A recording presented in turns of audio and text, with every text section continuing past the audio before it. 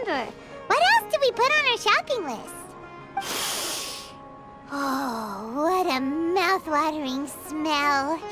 Paimon would know the aroma of biryani anywhere. Let's go get some. We can still add it to the list. Well, if it isn't the Traveler and Paimon. Wasn't expecting to see you here. Hello there. Oh, it's been quite a while. So you two are still hanging out together. Dehya, didn't you say last time that you were gonna head back to the desert? I said I was going to resign from being her bodyguard, not that our friendship was over. We're still the best of friends. The Homayanis also still post jobs from time to time. Their pay is always generous, so me and the other mercs never pass them up. I told Dehya to just stay at our place when she took one of those jobs a few days ago. My parents were delighted. They even said that it always felt like we were missing someone whenever Dehya wasn't around. That sounds like something they would say, all right. They're always so welcoming. Anyway, the job is already taken care of, so I was gonna head back to the brigade as soon as I finished a little shopping. But the master kept insisting, and I ended up staying for another day. You can stay for as many days as you want, Dehya. Father hasn't even gotten around to treating you to his best dishes yet. You know I'm not the kind of person to stay put in one place like that, my lady. Don't worry, though. There'll always be next time. But she said they'll treat you to the best dishes! Paimon can't believe you can still refuse that! But wait. Didn't you say last time that you would take me on a trip to the desert? Why don't you just take me with you today, when you leave? There are so many places I still haven't visited yet. I'm sorry, my lady, but no can do. There's still a few things I need to take care of back at the brigade. Besides, the desert hasn't exactly been the most peaceful place lately. Oh, come on. Not this again. That's also what you said last time and the time before that. I know, I'm sorry. Just give me some more time, and I promise I'll plan the best trip ever for you. All right, fine. To be perfectly honest, it's not that I wanted to go, it's more like I feel like something is off about you lately. Ever since you first set foot on the estate a few days ago, you've been acting anxious and even paranoid. Have you been delaying our trip because you've run into some kind of trouble? Nah, are you kidding? You're worrying too much. Would you swear on that? Friends shouldn't lie to each other, you know. I wouldn't pry any further if you're willing to swear on what you just said. But if something really is bothering you, then just tell me. You know I'll help you however I can. Oh, looks like Junior's was onto something. You're too perceptive, my lady. Seems I can't hide anything from you. I just thought that nothing good could come out of telling you about the messy happenings of mercenaries. Knowing too much only leads to more trouble. Mercenary life is a dog-eat-dog world where Mora reigns supreme. Everything operates on a completely different set of rules. That doesn't change anything about what I just said, though. We're still friends, and I can only support you if I understand what's bothering you.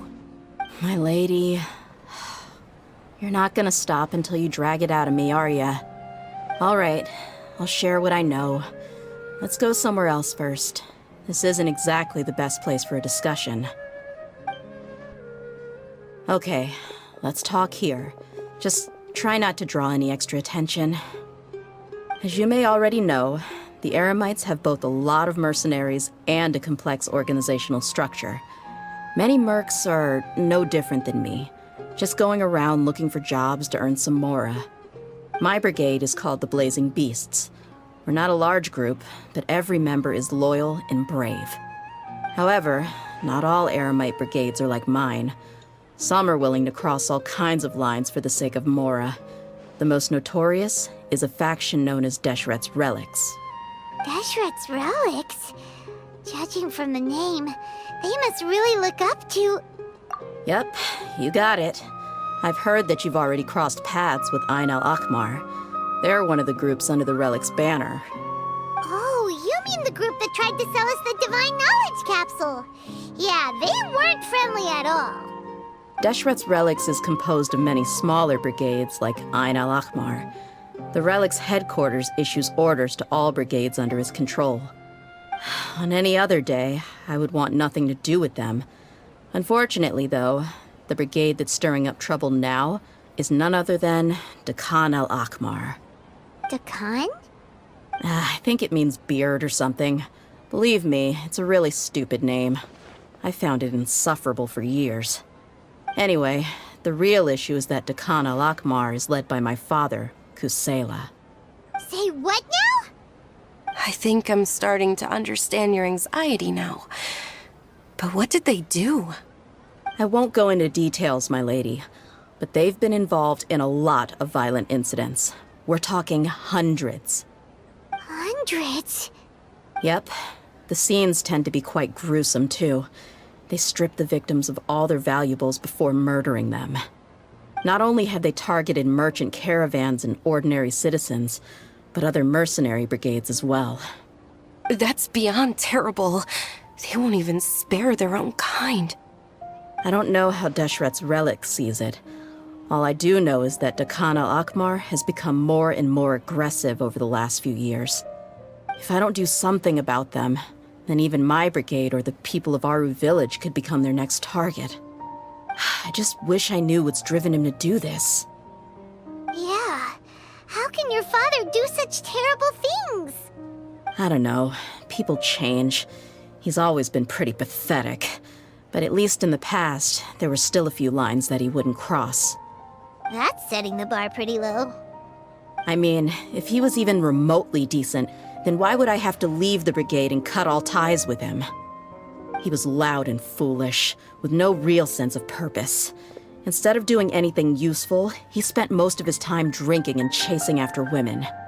Of course, the other brigade members were just like him. Their ruckus would go on night after night. Sounds like a nightmare. What about your mother? Did she ever step in to stop them?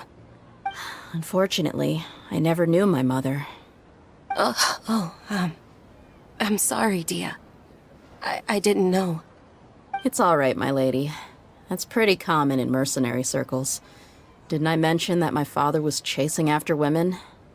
I was the result of one of those encounters with some random person. He told me that he wasn't sure who my mother was. And in any case, she never came to see me. He'd say, "You'll be fine as long as you remember to stick with Dad." But even then, he left most of the parenting to the brigade. The one thing I do remember is that he used to tell me stories. But the problem was that he had terrible taste. He only knew a few stories, and even those tended to be pretty stale. They were tales of desert warriors defeating dragons in the forest, or stories of mercenaries rescuing princesses from rebel armies. Sounds like your typical fairy tales. More or less, yeah. They were interesting maybe the first or second time around, but after about 20 repeats, they started to get a little dull. He seemed to think those stories were the best things ever, though. He was so into them that he'd call the whole brigade over and make them perform the whole thing as a play. Even the toys he gave me would all be story props. I'd get helmets, shields, and toy swords. It was only much later when I realized that the shows were more for him than they ever were for me. What an interesting guy. Yeah, I've always found him pretty childish, but that was something I could just shrug off. I had no reason to despise him. Until I grew up and learned the true face of Deshret's Relics for myself. Looting, blackmail, violence, and fraud. They not only accepted such heinous acts, they would even openly boast about them. No one in the brigade was any kind of hero. Instead, my father and his cronies were more like the bad guys that needed to be taken down. Did they really think that as long as they didn't do any of that stuff right in front of me, I would never know? I think I can understand your feelings. The difference between perception and reality must have hit hard. Yeah, but don't worry, my lady. It's all water under the bridge to me now.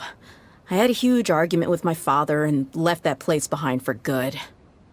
I'm not investigating them due to any bitter feelings I still have towards my father. I just want to protect those that are close to me. Yeah, I told the boys to gather as much information as they could. Most of the reports concern violent incidents, but there's also some talk of smuggling. I see. But isn't this investigation incredibly dangerous? It is, but every mercenary lives life on the edge. It's a lifestyle that I enjoy. That may be true, but it'll be impossible for those who care about you not to worry. Well, now you get why I didn't want to share any of this with you. What should we do? They both have valid concerns. Huh? But there's no need for you to get caught up in this mess, too. Well, she's super tough, so if she went into the desert with you, then Paimon bets the problem will be solved in no time. I'm inclined to agree. I'd feel a lot more at ease if you took her along to help. I'll wait for news from you in the city until then. Please, stay safe. I'm honored that you care so much for me, my lady. All right, then let's get moving. Our first stop will be Caravan Rebot, where we can catch up a bit with my fellow mercs. Hey, Dehya, you're back. Are these two friends of yours? Likewise. There's no need to be so formal with us. We're a pretty casual crew. Anyway, since we've got a newcomer, let me fill you in on what the Khan al-Ahmar's been up to lately. They've become extremely aggressive. Apparently, even their own now have become acceptable targets. They even attack other relics brigades, just the same as any other mercenary brigade. Even the most ferocious beasts still protect their own. It sounds like they've thrown that straight to the wind. That's right.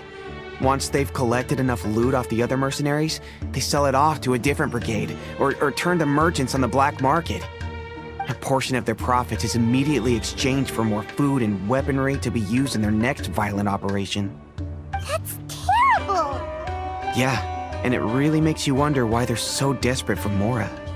A few days ago, Isham and I trailed them for a while, and even disguised ourselves as merchants to conduct trade with them. We were able to learn a few things from the exchange. Rather than saying they're out to plunder and hoard Mora, it'd probably be more accurate to say that they're experiencing an internal power struggle. Wait, a power struggle? You heard me right. The vast majority of their victims are mercenaries from the other brigades of Deshret's relics. If their only goal was Mora, they could have gone after anybody. The targeted nature of their attacks points to a power struggle between the different brigades within the relics. That's the only plausible explanation we have. Unfortunately, we weren't able to find out anything more specific. It seems they're also trying to keep things under wraps. Oh, one last thing we discovered was that over the past few years, as the Khan al-Ahmar became more and more active, Deshret's relics as a whole became a lot weaker. It sounds mighty strange to me, too. Haroon, you can leave the rest of the investigation to us. Gotta say, though, I didn't expect you to go on a whole undercover mission during the few days I was gone. Sounds like you were really putting your necks on the line, no? Nah, it was nothing. We're just as concerned about the situation as you are. The Khan al-Ahmar is your father's crew, after all. What he said. Besides, Dehya, haven't you done more dangerous things than all of us combined? What we did is nothing compared to your experiences. Yeah. And while they went to talk with Khan al-Ahmar, I took a look at the last camp they attacked. Any survivors of the attack were already long gone. There was nothing of value left in the camp. Ah, Hisham and Khalaf. You're here too. We rushed over as soon as we saw you come into Caravan Rebot. Although this new friend of yours looks a little green behind the ears, I'm sensing a special vibe from her. Now that we know you'll have a capable partner with you, we can also rest easy. Hey, what about Paimon? Feel anything special? Oh, you're also planning to tag along with them? Of course! Paimon is the traveler's most important guide. Wherever she goes, Paimon will follow. Oh, in that case, then you'd better take care of her too, Dehya. Don't underestimate Paimon! Don't worry about her. She may look tiny and helpless, but she's been through just as many battles as the traveler here. Even if she had only survived on sheer luck, then that alone would still make her quite formidable. I had no idea. I guess I shouldn't judge by appearances. Oh, one other thing, Dehya. when you're free, why don't you update the deputy about your upcoming schedule? We held another recruitment event a few days ago, but everyone only came to see the Flame Main. You weren't around at the time, so people were pretty disappointed to only find our crew of rough, unkempt guys. The deputy put a lot of effort into the event, but it was basically for nothing. Only a few people chose to stay, and that really got to him. Sorry to hear that. I'll be sure to bring him some great liquor next time. I left in a hurry and I couldn't make it back in time for the event. Gotta admit, I can understand their disappointment, though. You're our brigade's main selling point, after all. Now, if only the deputy could figure out a way to bring a few more smoking hot members into our ranks. Keep dreaming. Remember the last time I invited a couple gals into the brigade? You all just froze up with your mouths gaping like a bunch of scarecrows. The awkward silence and weird expressions left quite the impression on them.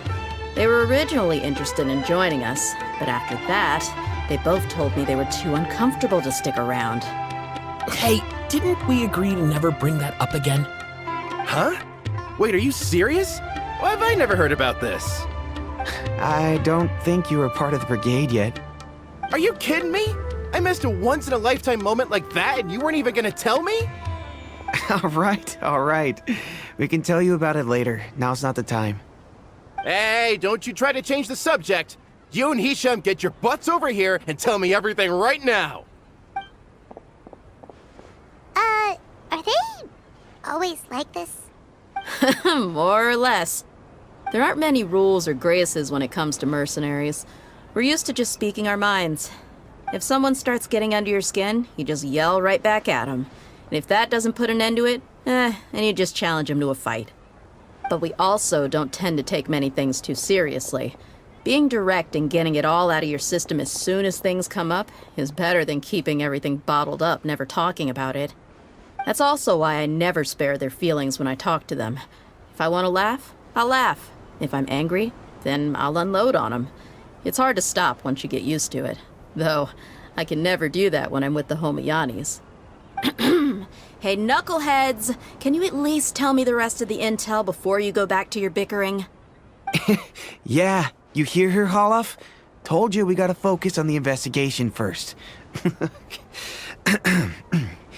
I drew up a map. Right here's the spot. There you'll find the merchant caravan responsible for getting rid of Dehya al-Akhmar's looted goods.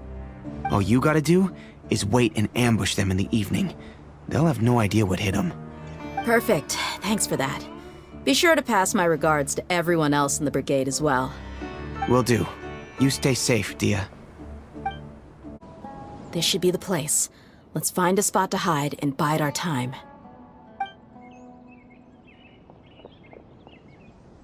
It's gonna come down to a fight one way or another, so let's all be careful. No need to worry. She knows her way around a fight. I'm not worried about that. What I meant is that we probably shouldn't go too hard on the enemy. After all, we still need to get information out of them.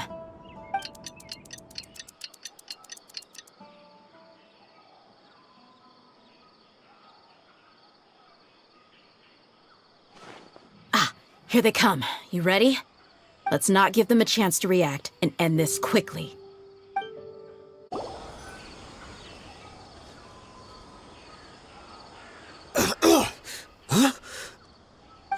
You're the Flame Main. Good. That saves me an introduction.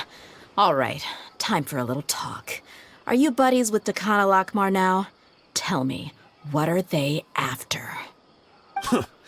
You know the code of being a mercenary just like everyone else. The first rule is to never divulge key information about our employer. What makes you think I'd talk? That might have worked on an amateur, but I know you're just looking to protect your reputation. Think about it, though. What's your reputation worth if you won't have the other tools you need to succeed in this line of work? Tools like, I don't know, your limbs or eyes? You've got 5 seconds. You might want to think twice about how much your employer's information is worth to you. Whoa! I'm not joking around. We can do this the easy way or the painful way. 2 seconds! I'll save you the trouble.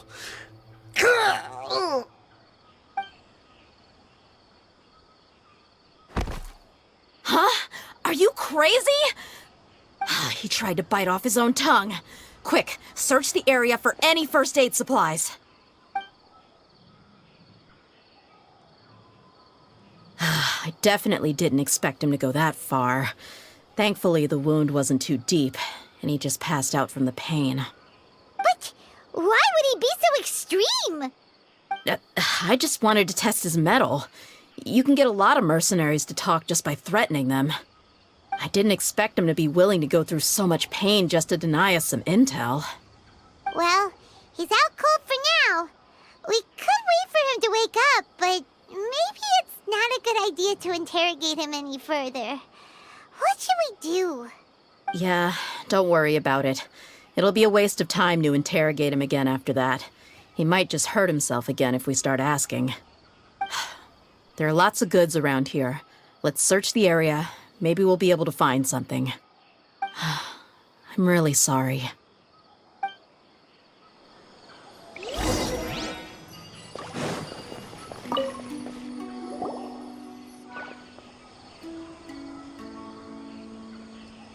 We found a piece of paper with a bunch of names on it.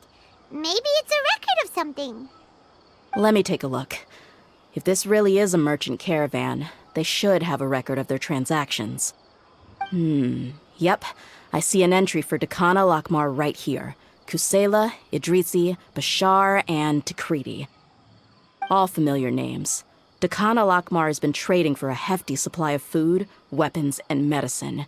It seems that in the past, they used to receive some canned knowledge as well. This caravan is just one link in their logistics chain. Once in the rainforest, the caravan will exchange the looted goods for Mora, and the funds will then be passed to a specific person. That person will then pack the caravan full of necessary goods, which will then be brought right back to Dakana Lakmar. Wait, why is there no Mora value recorded for the final transaction? No value? Yeah, every transaction before the last one was marked with an exact amount of Mora, but the final one, where they paid for everything to be brought back to the desert, was simply marked as delivered. Perhaps. But they couldn't have known how much they would make off selling the loot. Do they not care about profit margins at all? Anyway, the next part's the records of the goods themselves. There are a lot of entries. Everything was probably sourced from the rainforest. Huh? What's wrong? Shahzaman Homayani? Homayani? You mean Dunyarzad's family? Could it just be another family with the same last name? I'd be surprised to find someone with the exact same first and last name. Shahzaman Homayani is Dunyarzad's father, and the head of the Homayani family. Just what the heck is going on here? I'm sorry, you're right. I'll consider what we found and not jump to conclusions just yet. But what this piece of paper confirms is that the Homayani family has been providing goods to Dakana Lakmar. What if the Homayanis have been kept in the dark and don't know they've been trading with Dakana Akhmar? That's a possibility, but if that was the case, why is this caravan specifically named Shahzaman as their person of contact? They could have just as easily bought goods such as food and medicine directly from Caravan Ribat or Port Ormos. Yeah, funding violence and looting. The brigade gets the goods, and he is paid the proceeds from the sale of the loot.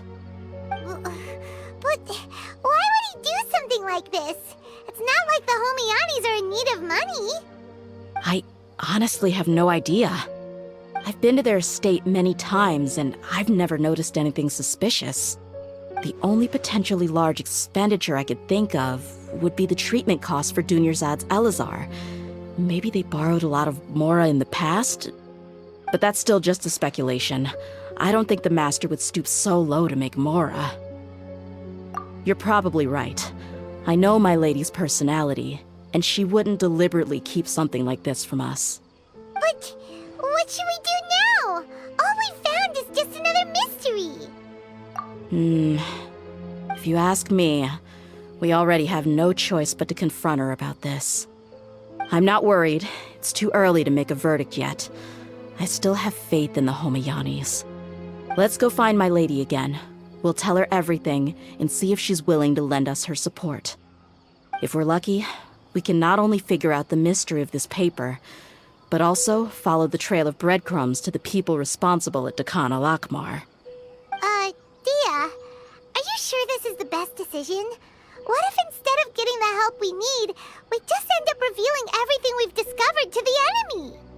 I've considered that possibility, but even still, I want to tell her what we found. I think I owe her that much. True friendship is built on trust. She showed genuine concern for me when we first brought up the topic. I can't repay her kindness with doubt and suspicion. That's not how I deal with people. You're right. Paimon wants to trust Dunyarzad too. Yeah. Let's pay another visit to Sumeru City. We're back, my lady. Oh, you're back a lot sooner than I expected. You mustn't have run into any trouble then. Well, how did it go? What did you come up with? Actually, we're still investigating. It's just that we've discovered something strange. I see. The clues you found have led you back here, in the city? Something like that. Yeah. You all look a little dispirited. Whatever you found must not have been very encouraging after all. Why don't you discuss it with me? Maybe I'll be able to say something to cheer you up? It's okay, my lady. It's not so much about me being upset with my father or anything like that. How should I put this? So something is wrong. Even the Traveler and Paimon have been uncharacteristically quiet. On any other day, Paimon would have already waved to me with a smile and shouted, "Dunyarzad, we're back!" So tell me, what happened? Well?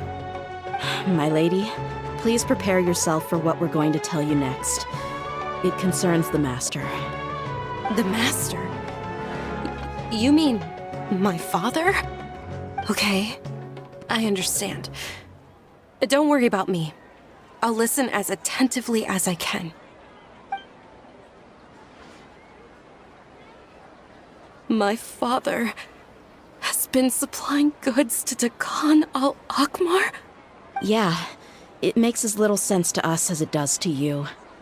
I've never doubted the Master's integrity, so I'm having a real hard time rationalizing how he could ever support an infamous brigade like them. Maybe he's not actually aware of the full story and just stumbled into the deal by accident. I can't help but agree with the Traveler. Huh? You mean you feel the same way, Dunyarzad? Thank you for sharing all this information with me. Since you've told me everything you know, I should also tell you about some doubts that I've been harboring for quite a while. In the past, I thought that my father hired a bodyguard for me so that I wouldn't run away and get lost. However, there are plenty of capable mercenaries in the Corps of 30. Why did my father go out of his way to hire Dehya? About that. Well, the Homayanis really needed bodyguards, so they reached out to the Blazing Beasts.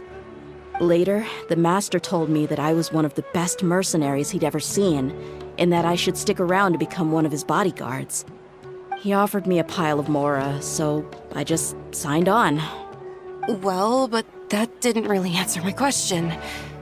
Just think about it. Why did my father specifically reach out to the Blazing Beasts? Maybe the Corps of 30 just didn't have anyone available, or maybe someone recommended us. I've never given it too much thought. I think I get what you're saying. You'd think none of this was a coincidence. Precisely. At first glance, nothing seems strange or out of place. But there are many parts of the story that don't actually make any sense. If my father had always been in contact with Dakan al-Akmar, then it would make sense for him to bring Dehya into our house. You mean the goal all along was to get Dehya to be your bodyguard? No, that's too much of a stretch. I cut all ties with my father a long time ago. He has no control over my life anymore. But that still doesn't rule out the possibility that your father has still been trying to influence your life without you knowing. So, the Master was not likely an innocent victim in all of this? Sorry we put all this on you so suddenly, Dunyarzad. It's okay, Paimon. I should actually be thanking you. Regardless of his reasons, if my father has truly been funding a violent group of mercenaries, then it's my duty to bring him back to reason. But is that really the right thing to do? My father has committed many atrocities and deserves all the punishment that he has coming to him. I have zero sympathy for him. You may call me an ungrateful child, but my feelings will remain the same. However, the Homiyani family has treated me with nothing but generosity and kindness. If we decide to investigate this further, we could end up implicating the entire Homiyani family. I would be biting the hand that's fed me over all these years. Dehya. It's all right, Dehya. If anyone were to ask, you could always just say that I'm the one who instructed you to get to the bottom of this. You don't have to do that, my lady. I'm not conflicted because I'm afraid of taking responsibility. Besides, you're the one we should all be worried about right now. Hey, it's still too early to give up hope. What was that thing about friendship again? Right, yeah, trust! You said that yourself, Dehya. Besides, there's no point on getting all riled up before we've confirmed all the facts. Thank you, everyone. That makes a lot of sense. I guess I should always remember the trust that I've placed in people. In which case, my lady, could you ask the Master to come out and have a chat with us? Sure thing. I also hope he'll be able to give us a logical explanation. Let's meet at the usual place then. Usual place? Ah, right! Thank you for coming, sir. Please allow me to introduce these two. This is the Traveler, and next to her is her travel companion, Paimon. Yes, my daughter has mentioned them from time to time. It's a privilege to finally meet them in person. But we may skip all the pleasantries for now. What is the important matter you wish to discuss with me today? Well, we wanted to bring this transaction record to your attention. There's something on this record that we're all pretty curious about. So, that's what you found? Huh. Seems like I can't keep everything from you much longer. If you wouldn't mind, we'd like an explanation. Well, it's a long and difficult story. And to be perfectly honest, I'm not sure if I'm doing the right thing. What I do know, though, Dehya, is that the truth will bring you no solace. If anything, it will likely cause you a great amount of anguish. Wait, me? Yes, I understand perfectly why you came to see me. And I am touched by your collective commitment to do the right thing. But knowledge always comes at a price. And sometimes, as they say, ignorance is bliss. Your father, Kusela, and I both believed that. Of course, you have the right to seek and learn the truth, but I must warn you. The facts of this matter may reduce everything you've built for yourself into sand, blowing in the wind. If you must proceed, then Kusela's heartfelt efforts will also fade into the wind like a fleeting mirage. His heartfelt efforts? I'm sorry, sir, but I'm not sure I follow. I've made it this far in life without a single drop of my father's support.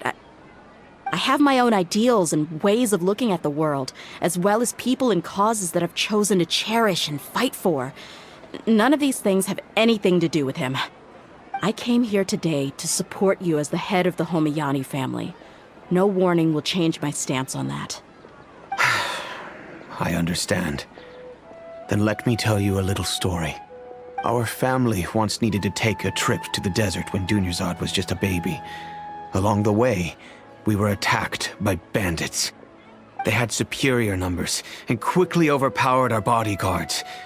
When all seemed lost, a group of passerby Eremites lent us their support. Those Eremites were Kusela's brigade, Dehya al-Ahmar. Kusela's men told me that the attackers were Eremite mercenaries, just like themselves. I was shocked. Why would Dakan al-Ahmar go so far to save us and not spare the fellow Eremites? Kusela was grinning and walked over to play with baby Dunyazad. She was startled by his unfamiliar face and nearly started crying. Really? I never knew. He said that he had no particular reason to help us. He just took pity on us because he had a daughter about the same age. We started talking about our children, and I sensed that he was a devoted father. To repay his kindness, I hired his brigade to help out at our estate for a time and offered everyone generous remuneration.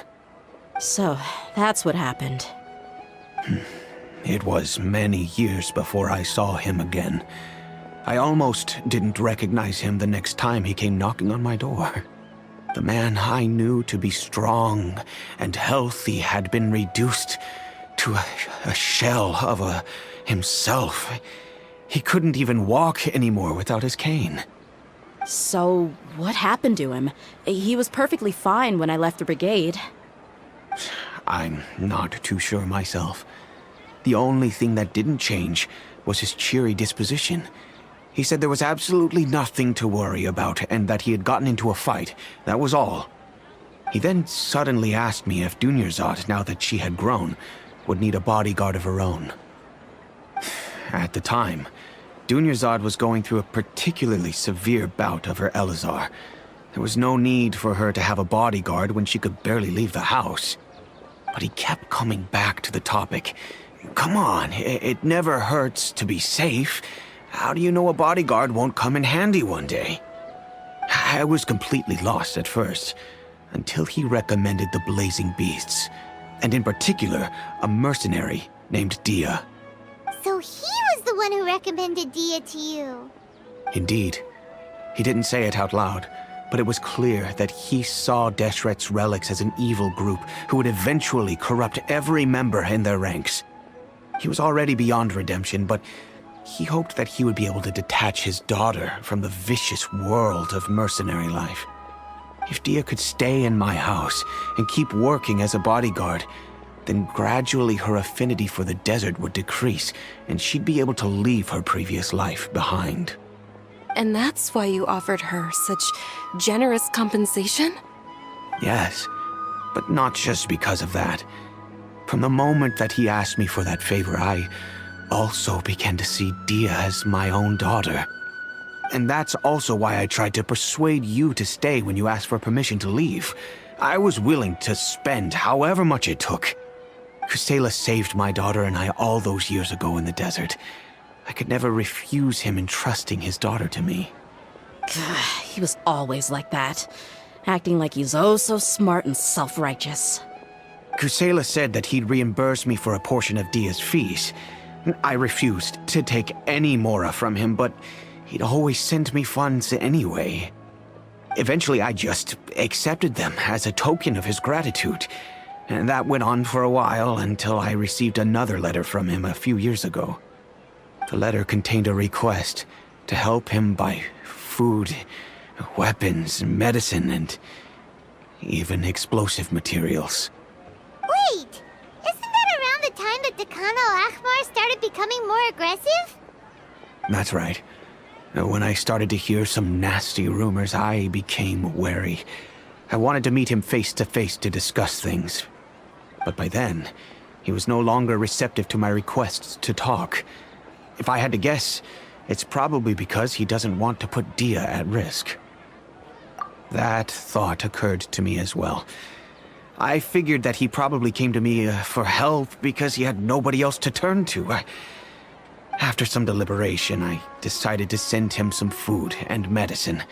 I turned down all his requests for explosives and weaponry. I am aware that even such a reduced gesture of support could lead to others coming to harm, but I could not simply reject his plea for help. In the end, it probably was the wrong decision.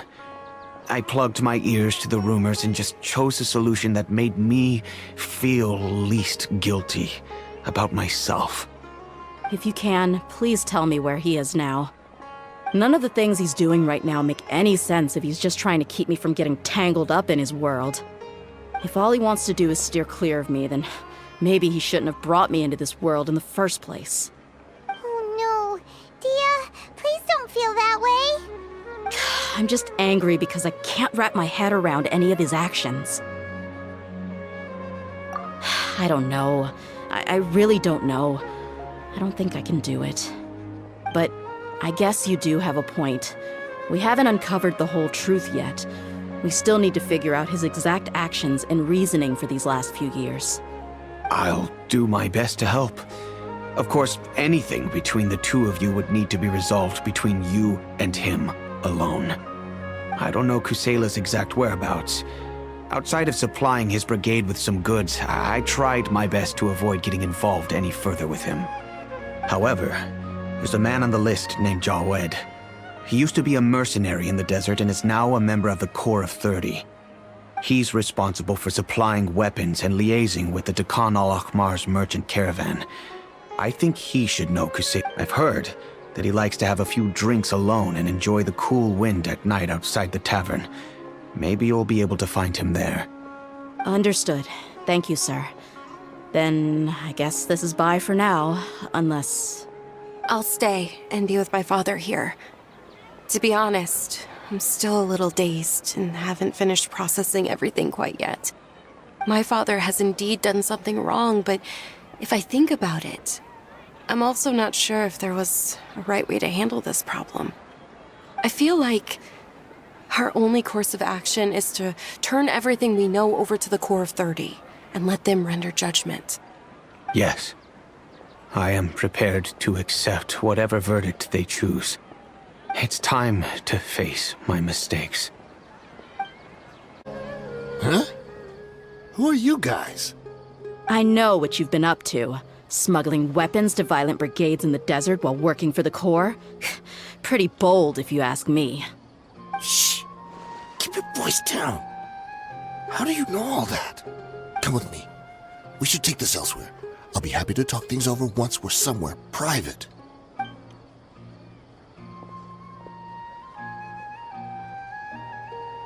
This place should do. Alright, back to my question. How did you all know about me? Don't worry about that for now. You know what kind of punishment you'll face once we report you to the Corps, I assume. Wait, there's no need to jump the gun. Let's talk this out. What are your terms? So what's in it for you anyway, Mora? Well, I was a little tight on money at the time, and Kusela took good care of me in the past. I weighed it in my mind, and I couldn't find a reason to turn the opportunity down. I wouldn't only be helping my benefactor, but I could also make some quick Mora. Let me tell you how it is. We're investigating Dakan al-Akhmar, and we're gonna put an end to their operations. If you provide some help for us, then we might just put in a good word later to reduce the terms of your punishment. Hey, why don't we discuss this a little first? Listen, I made quite a bit of Mora from my last run. You just give me a number, and I'm sure we can... Shut it. My patience is running out. You should know when a mercenary is after something other than money. All right, sheesh.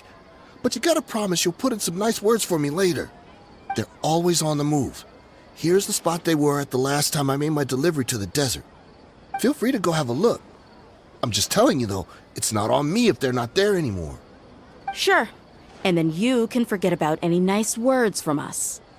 Hey, come on. Now you're just being unreasonable. Really? And how do I know you're not leading us straight into a trap? Don't forget, you're the one with no bargaining chips. All right, I get it. Why don't you go take a look, and if they're not there anymore, I'll try to figure out something else for y'all. Now that's more like it. Let's move.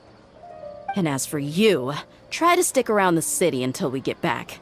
You don't want us to call the folks from the Corps and have them drag you back to the city. Seems like we're in luck. That should be their camp right up ahead.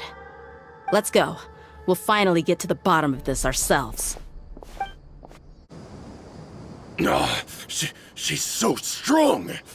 Enough fighting. We all know each other, and I don't want to take things too far. Just bring Kusela to me. There's no use hiding him anymore. Did you understand a single word I just said? Or do I need to bash your skull in some more? All right, everyone, let's all just calm down for a second. Dehya, the boss can't come out and see you anymore. He died a long time ago. What? Seems like you've been out of the loop for a while. Guess that's for the best, though. At least, that's what the old man wanted. When did he die? What happened to him? A few years ago, Kusela broke up Dakan al-Ahmar and went to the Deshret's Relics headquarters by himself. So is that when you guys started acting up? We would prefer to call it taking revenge. Every last person in Deshret's Relics must pay in blood for what they did. Let me start from the beginning. Dehya, do you know how the head of the Relics maintained order internally? Overwhelming strength and unquestionable authority? Those were a part of it, yes. But just those on their own weren't enough. They had another tool at their disposal. They called it a person's record. Regardless of whether they joined by their own will or were coerced, every person in Deshret's Relics were forced to leave a record of themselves at headquarters. Whether it be their deepest sin, some unforgivable act, or their most immoral exploit, the record served both as a symbol of loyalty and the perfect material for blackmail. That's precisely it. Every one of us have a record. Me, Bashar, Tikriti, and all the boys who grew up with Dehya and ended up joining our ranks. But you, Dehya, you were never asked to provide a record, were you? I never even knew this was a requirement. You were probably the only person in all of Deshret's Relics who didn't know about it. Ever since you were born, Boss had been trying to shield you from this organization's sinister rules. Not only that, but he also banned all of us from committing any nefarious acts. He said he'd take care of the dues we had to pay regularly to headquarters. But in the end, he was just an ordinary person. What could he do? He was forced to go to headquarters again and again to account for missed dues and incomplete records. He'd come up with all kinds of excuses and get beaten up as a result. We all knew he was doing that for you. He wanted to get you out of this world, no matter what it took. And that's why he became a shell of himself and couldn't walk without a cane. Wait, but that doesn't make any sense. I didn't know about any of this, and I'd never seen him get injured or beaten. Because you were too young at the time. How would you ever tell between wounds from a beating and wounds from battle? When you left home after that final argument with him, he seemed to age by a decade overnight. Even his hair went gray. So, even the blazing beasts were... Yep. It was all his doing. Had he not arranged them to come to you, you probably would have been reduced to a pulp before you ever left the desert. A few years ago, Boss said he needed to make another trip to headquarters. He was already pretty weak then, and we all assumed he was going to get beaten again. I suggested that he hand the role of leadership over to me, but he said there was no longer any need, since the Khan al-Ahmar would soon be no more.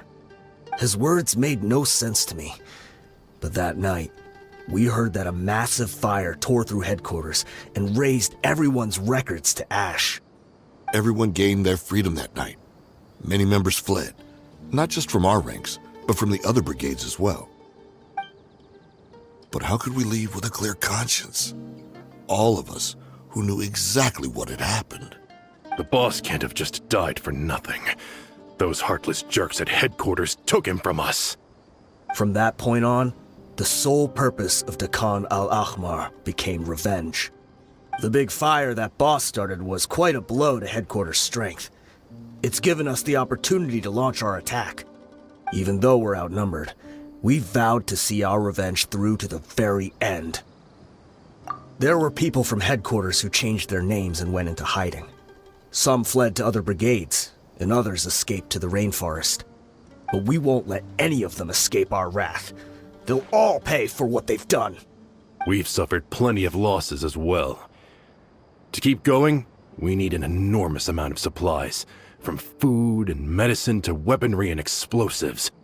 All we can do is exchange our loot from Mora, and then used that to get supplies. We forged Boss's handwriting and sent out many letters to his former friends. Thankfully, many people were willing to come to our aid. We were also able to attract many mercenaries who shared our goal. We've endured unspeakable pain to win many impossible battles.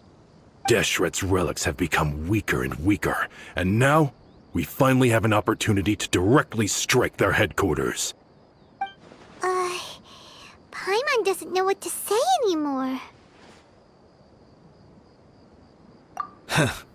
We do know right from wrong, but we were sinners from the very beginning. We do not deserve the freedom that the boss won for us with his life. Boss always loved his old-fashioned hero stories. Those tales about sacrificing yourself to save the world. We used to always laugh at him for it. But in the end, he really went and lived those stories out himself. As for me, I never considered myself a hero. We're all the lowest of the low. We have no right to even imagine such an existence. But maybe those hero stories he liked foreshadowed everything that was to come. The spirit of the hero touched all those he had saved, and more people joined his cause. Maybe we were all just acting along with the play in the beginning. But as we acted the parts and recited the lines, we were drawn in. And now, we want to see the story through to the end. I'm sorry, Dehya. I know you always found us insufferable ever since you were young. Just think of this as a madman ranting. I'll go with you. Huh? Dehya? You want to go with them? I grew up with these guys, and I know they're not bad people. It's just that some situations get so bad that it's difficult to tell good from evil. All I know is that Deshret's relics must be destroyed. Furthermore, I want to go see the place for myself. I want to know if my father is still there. I know you don't want to get involved in this, so there's no need for you to tag along. I can do this on my own. Yeah, Paimon feels like we'd only regret it if we don't see this through to the end. Thank you. We'll be a lot stronger together with you. I bet Boss would lose his mind if he ever knew you'd join us at the very last moment like this. Considering all the losses and injuries we sustained, we can't afford to turn down someone as powerful as you. He can think whatever he wants. But the fact is, I owe him this much. Wow. Paimon didn't expect it to look like this on the inside. They should all be holed up in here. Don't know how many people they've got left, though. Who cares? We'll round up all of them. Still, we should be careful. Even if they've only got one shot left, it could still take us out. Yeah, we'll know what they're really capable of once we've landed some hits on them. Deshret's relics may have been a force to be reckoned with before, but their name means nothing now. Yeah, they don't stand a chance with you here. I'll take the lead. I've been here once before. This way, follow me. We're almost there. Wait!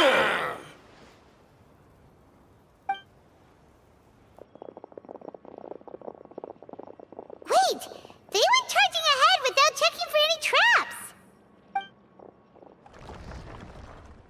Hey, you guys okay? It seems like we just got trapped in here. Don't think we triggered anything else. Watch out, the enemy's coming from ahead. Well, now that things have come to this, seems we'll have to fight our way through. Don't worry about us. We knew something like this could happen. Go and take a look around. There could still be another way through. Let's go! We can't let the boss down! Let's check if there's another way! The sooner we can make it through to help them, the better. Let's see. I think I see a way through over there, but it's being blocked by something. Let's try our luck with that mechanism. Okay, let's go!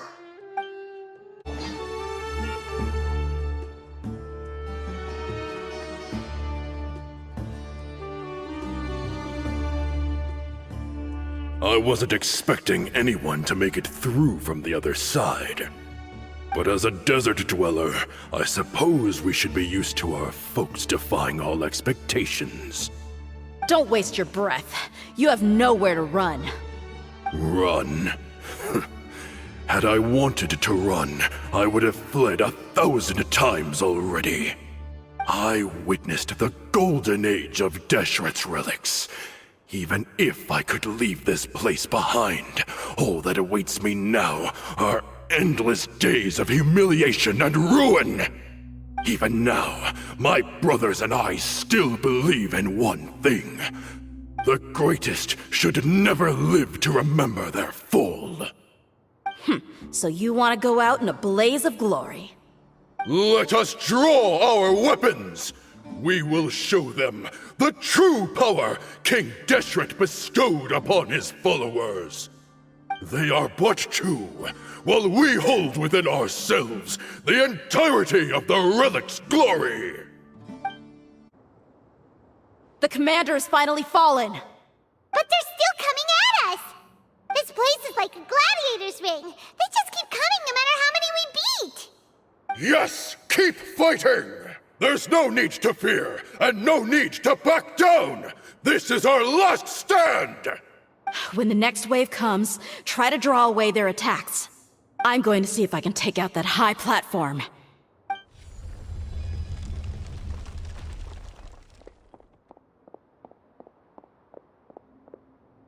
Get out of my way! Come and face me, Michel! Ugh, so they've broken through the front as well. Apologies, Lord Michal. They fight like absolute madmen! No matter how much we throw at them, they just keep coming for more!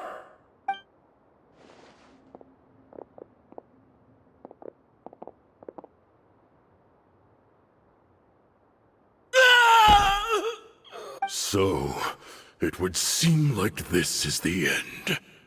Time to pay for everything you've done, Michel. You think I would give you that opportunity? I will be buried in the sand alongside all the rest of our fading glory. Hey, wait!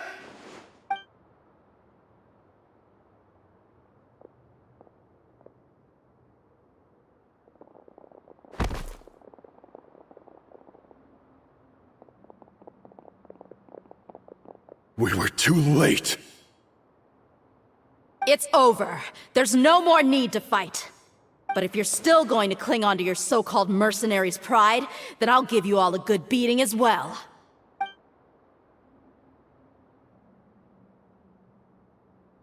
Hey, Dehya! I found the mechanism. I'll get you all back up here right away.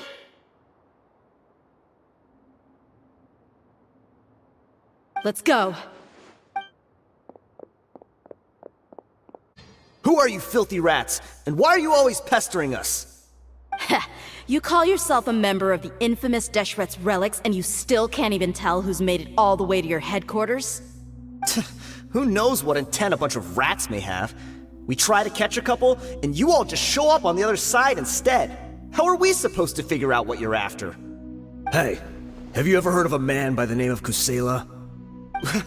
Why would I know? It's not like I'm in charge or anything.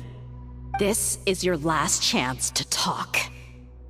Hey, I said I don't know anything. I'm just an average member here. I'm telling the truth. If you're here to find someone, why don't you look through the records yourselves? Who can remember every name and face with so many people coming in and out every day? The irony. His life became a light for so many, yet to others, it wasn't even worth remembering. Where's the records room? Answer me!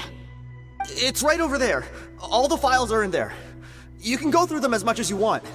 It's not like any of them still matter anyway. I mean the old records room. The old records room? You mean the one that got burned down? Kusela. Ah, yeah, I remember him now. The guy who could hardly walk. Watch your mouth. That's our boss you're talking about. He was definitely faking it. We all let our guard down as soon as we saw him come hobbling in. But in the short time it supposedly took him to take a dump, he'd already gotten away and started a fire in the records room. He couldn't have possibly outrun us if he wasn't a fraud. And after that, Deshret's relics fell into complete disarray. Stop wasting our time. Every one of us here is perfectly aware of what he had done. Tell me, where is the old records room? It's just over there. Go see it for yourself if it means that much to you. There's nothing left in there but ashes. No human could ever survive that kind of inferno. Bashar, Tikriti, let's go. We'll leave the others here to guard these guys. Spare them no mercy if they try anything.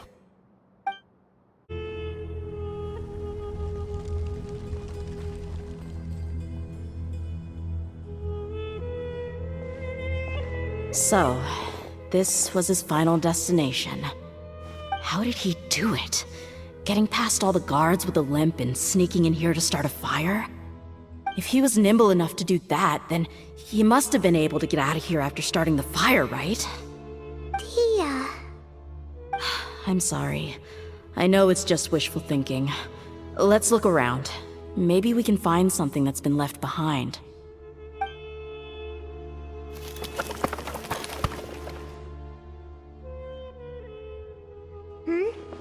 Is this a cane? It must be the one that Dehya's father used. Kusela. Thanks for everything, boss. We're fortunate to somehow find that cane after that fire. Let's split up and look around some more. What if something else has been left behind? But what else could survive a fire like that? Huh?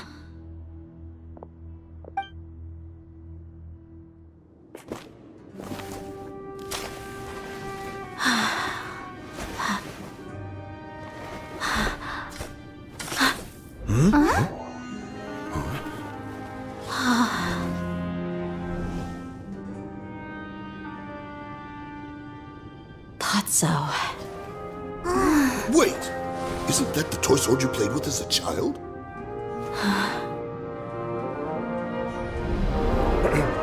The dragon is no more, for Princess Dehya has slain it. Its head now hangs above the city gates. Her bravery has brought eternal peace and prosperity to us all. Dehya, come on. This is the most important line. You can do it. But Dehya, you defeated the dragon. Everyone's waiting for your speech. Still too shy, huh? All right, I'll do it. I hereby proclaim our victory. Evil shall plague us no more.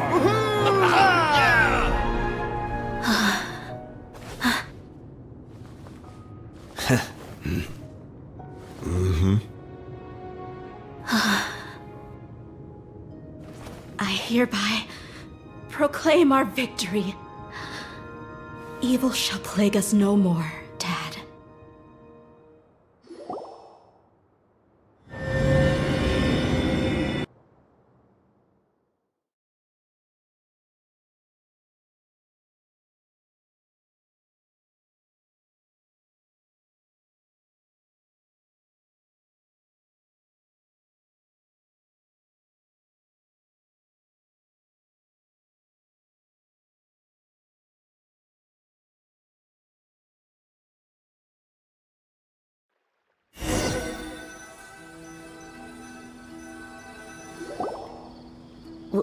What's this? Don't you remember? You asked Paimon what she would do if she were to wake up tomorrow with loads of money. And Paimon said that she would get boatloads of tasty snacks. You looked super confused at the time, but said it was an adorable thing to say. These opportunities don't come by often. So today, Paimon's gonna treat you to a special crash course on Paimon's life philosophy. Hey, come on! Paimon's not that stingy. Anyway, the point is that you should eat to your heart's content. You'll feel better for sure once you've gotten something in your tummy. Dunyarzad will also be here shortly. She's already heard that we're back. Aw, thanks, you two. Honestly, this is very unlike me. I just had a lot on my mind on our way back, so I didn't know what to say. My chest was filled with all kinds of intense emotions. They just shook me even more than all the feelings we've shared during our previous adventures. But when everything came to an end, those emotions also vanished without a trace. and I was left feeling more empty than ever before. It was as if I'd lost the thing that was most important to me. Yeah, you're right. To many mercenaries, Mora is the most important thing in the world. But perhaps to us, it's the most worthless thing of all. Idrisi and the others all used to say that they would quit if there was no Mora to be had. But when it came to avenging my father, there was no Mora to be made anywhere. My reality shattered when I found out that the father who always told me hero stories was in fact a bad guy. But look at me now. Am I any different? Despite all my promises about never forgiving him and never trying to understand him, I still went to such lengths to find out the truth, and nearly even shed tears for his sake. We're hypocrites, all of us. Yeah, you're right. It's just a pity that we often only recognize our true feelings after it's already too late. You're back! Are all of you alright? Ah, there she is. Yeah. Many people from the Corps of 30 came over, and I just wrapped up everything with my dad. All I can do now is wait for their verdict. Huh? Dehya, you're looking quite down again. Paimon will explain. A lot happened while we were gone.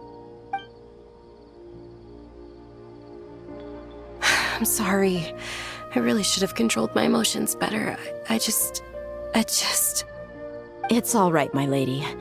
You were hurt by all of this as well.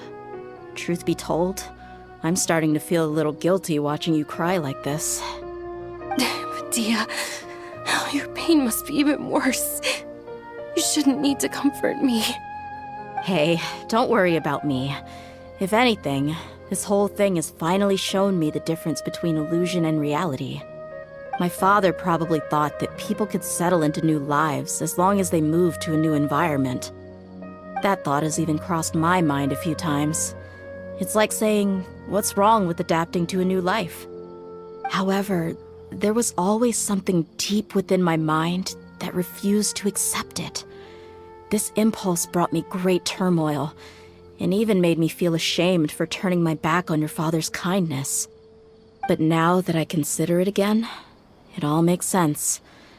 The desert sands are a part of who I am, and I will never be able to lead a peaceful existence. I understand how you feel. That doesn't mean I won't be making any changes to my life, though. As an example, I'm now thinking about taking on some small odd jobs. It's just like Idrisi said. I also want to catch up to my father and become a character in his play. Even if the ending of the story may be childish and ridiculous, it won't really matter. Isn't that neat, though? Oh, you'll be a whole new kind of mercenary, one that's not out for Mora. Why don't we go for a change of scenery once we finish eating? What about stopping by the Grand Bazaar again? Right. You said you wanted to get a rug for your family. We'll come along too. I can't thank you enough for taking care of me this entire time. Oh, this rug here is quite something. The craftsmanship is exquisite, and the fabric is also of high quality. Ah, here you are. Finally, I found you. Hey! Aren't you that mercenary who bit his tongue? You can still talk? Wait, are you here to take revenge on us?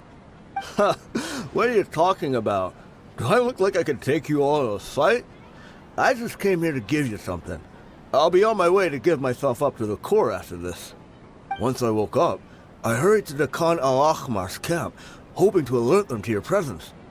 But when I got there, I found no one except the members who were still too injured to move.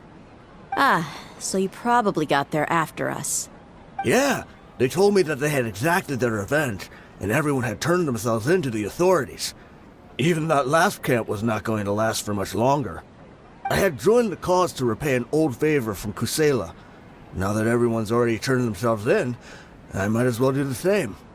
One of the injured members gave this box to me, and told me that it contained some of the old man's last possessions. Everything left in the camp will get confiscated, so I figured I should get this to you before the Corps could get their hands on it. Thank you. No worries. We are all just living our own truths. There's no need to comment or judge anyone for it. So this box contains everything that Dia's father left behind. Huh. It feels lighter than expected. Well, back in the day, the first thing he did with any Mora was spend it on things like drinks and meat. But let's see what's inside. What's this? It's just a bunch of junk. It kinda stinks. Perhaps it's just been left unopened for too long.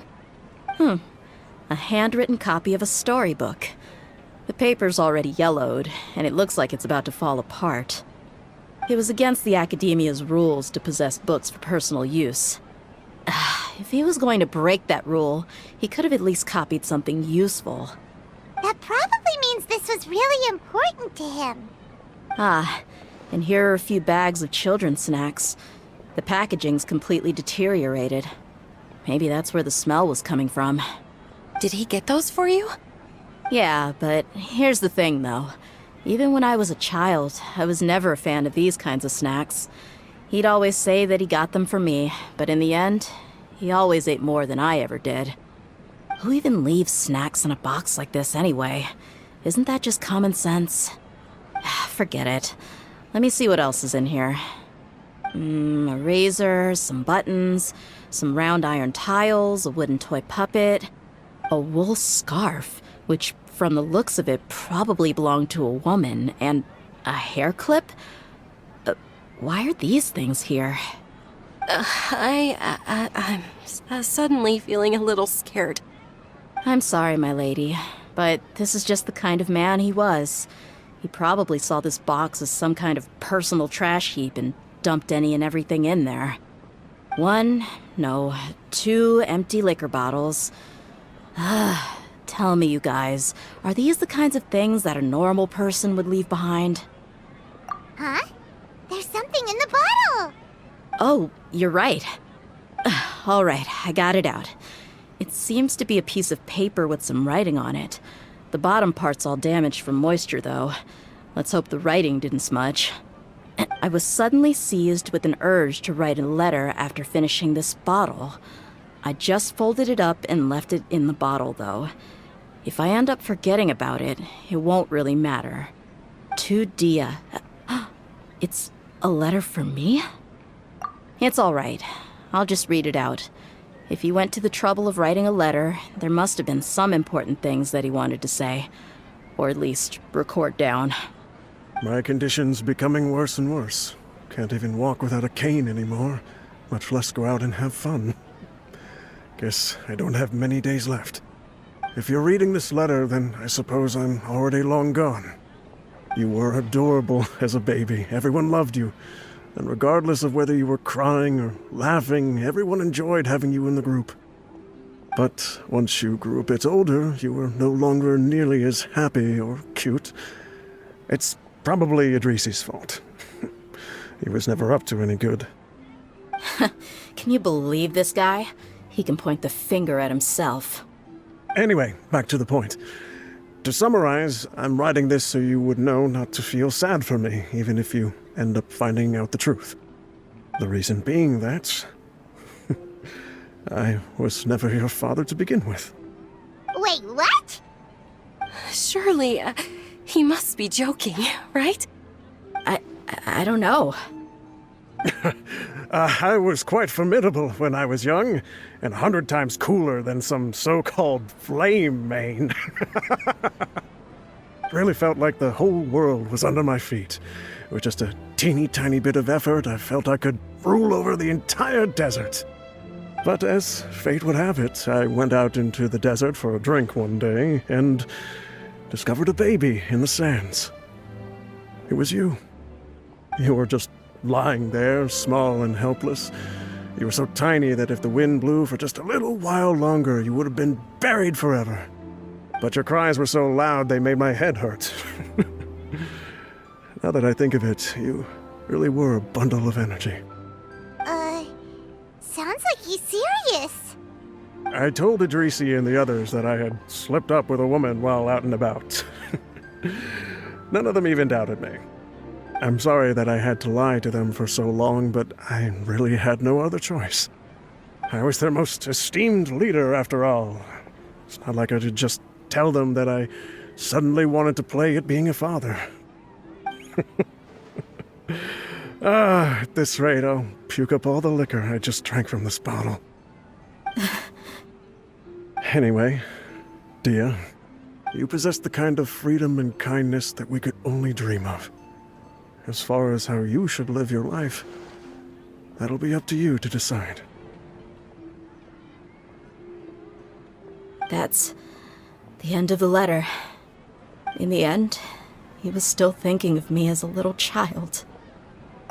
I suppose, or I would have suffocated under the sand a long time ago. He was a good father to you. The fact that he wasn't a blood relative doesn't change that. Yeah. It's just a pity that we had to learn the truth of everything like this. Do you already have some ideas about the decision that he wanted you to make? I do. If he first found me alone in the sands, then I want to try my hand at finding the person who abandoned me. I just have one wish. To tell them a story. That there once existed a childish and foolish jerk with a heart of gold. And that only under his care was I able to grow and mature into the person I am today. If you end up finding any leads, can you share them with us? We go on adventures all the time. Maybe we'll be able to find some information for you. Sure, I appreciate it. I wasn't expecting you to be so enthusiastic. I'll help too. Thank you. All of you. Thank you so much. My life has certainly had its twists and turns, but I've always considered myself lucky. Because no matter where I've gone, I've always been surrounded by incredible kindness.